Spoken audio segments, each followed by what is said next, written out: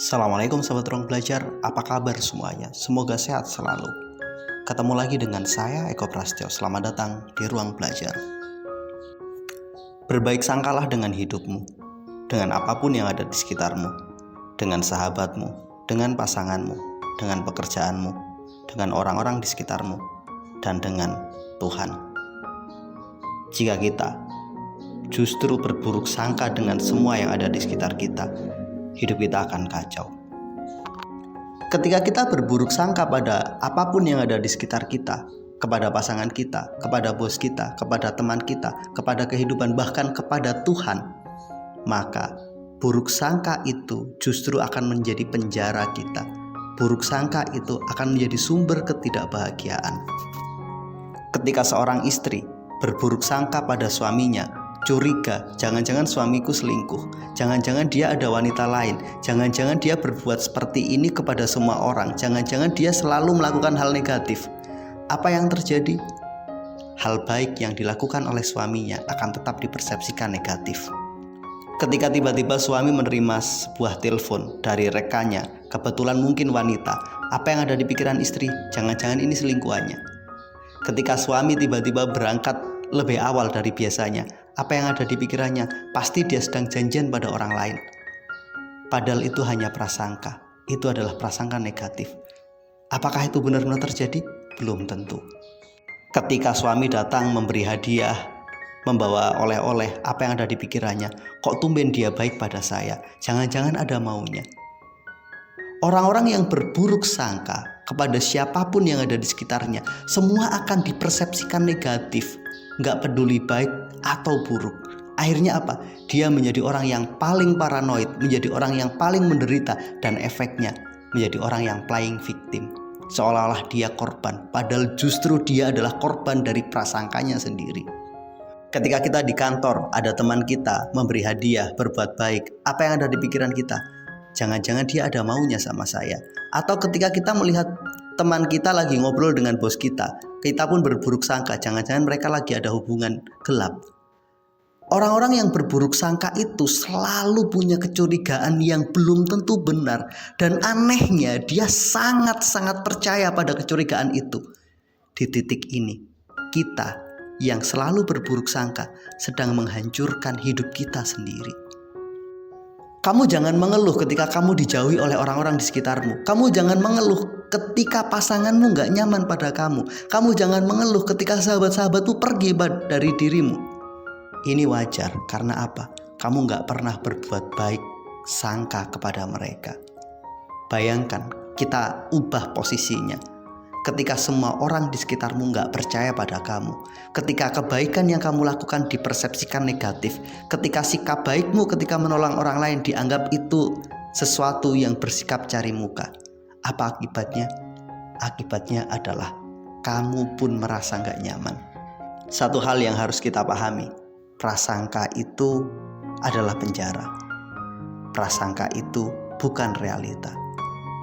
Kamu mau berbuat sesuatu, kemudian kamu berpikir, nanti gimana kalau saya ditolak? Nanti jangan-jangan ide saya itu nggak sesuai harapan. Nanti jangan-jangan mereka meremehkan saya. Prasangka-prasangka negatif yang kita hadirkan terhadap diri kita sendiri, akhirnya menghadirkan penjara. Akhirnya kita nggak bertindak. Prasangka-prasangka negatif yang kita hadirkan kepada pasangan kita, menghadirkan pertengkaran, menghadirkan sesuatu yang justru nggak baik. Titik akhirnya, kita pun berprasangka negatif kepada Allah. Kadang kita bertanya, ya Allah, kenapa hidup saya dibuat sekacau ini? Kenapa saya hidup sangat menderita? Kenapa selalu ada orang-orang buruk yang ada di sekitar saya? Kenapa mereka nggak sayang kepada kita? Kenapa pasanganku selalu berbuat hal buruk kepada aku? Pertanyaannya, yang membuat mereka seperti itu justru prasangka kita. Karena kamu nggak percaya kepada apapun yang ada di sekitarmu. Ketika kamu gak percaya pada pasanganmu, ketika kamu gak percaya pada bosmu, ketika kamu gak percaya pada teman-temanmu, lantas apa yang mau kamu harapkan? Kamu ingin orang-orang percaya ke kamu? Gak mungkin. Selama kamu selalu mengedepankan curiga, selama kamu selalu mengedepankan negative thinking, selama itu juga hidupmu akan kacau. Ujungnya kamu protes kepada Allah. Kenapa hidupku kacau? Justru yang membuat hidupmu kacau karena kamu nggak pernah percaya bahwa Allah telah memberi hal baik pada kita. Percaya nggak kalau Allah itu menganugerahkan teman-teman terbaik di sekitarmu, kamu saja yang berprasangka negatif terhadap mereka. Percaya nggak kalau Allah itu telah memilihkan pasangan terbaik untukmu, tapi kamu saja yang menyia-nyiakannya dengan apa? Curiga. Berprasangka baiklah terhadap kehidupan, terhadap Allah, terhadap teman-temanmu, terhadap relasimu, terhadap pekerjaanmu, terhadap pasanganmu, dan terhadap apapun di sekitarmu. Ketika kamu mengubah prasangkamu, yakin bahwa ini pasti baik. Yakin bahwa sebenarnya nggak ada hal negatif itu hanya kecurigaan kita. Maka pelan namun pasti sikap kita juga akan berubah.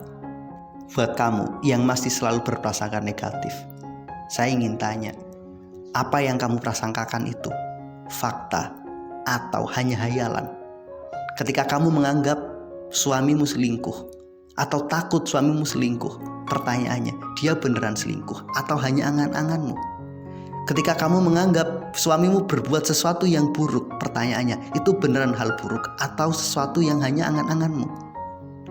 Ketika kamu berpikir orang-orang di sekitarmu gak mencintaimu, itu hanya perasaanmu atau justru sebenarnya kamu yang gak mencintai dan gak menghargai dirimu? Satu hal, Allah sesuai dengan prasangka hambanya. Jika ternyata Allah mengatakan padamu, apapun prasangkamu akan aku jadikan itu realita. Pertanyaannya, masihkah kamu berprasangka negatif? Jika kamu berprasangka positif, maka Allah mengiyakan dan itu terjadi. Dan jika kamu berprasangka negatif, maka Allah pun mengiyakan dan itu terjadi.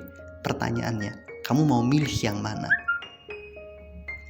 Masih memelihara prasangka negatifmu atau memilih untuk bertobat dan belajar berprasangka baik terhadap kehidupan? Yuk, fokus pada hal-hal baik. Ada terlalu banyak hal positif yang harus kita syukuri dari sekedar berprasangka negatif dan mengikuti ketakutanmu. Mudah-mudahan video ini bermanfaat. Sampai ketemu pada video kami berikutnya. Terima kasih telah menonton. Assalamualaikum warahmatullahi wabarakatuh.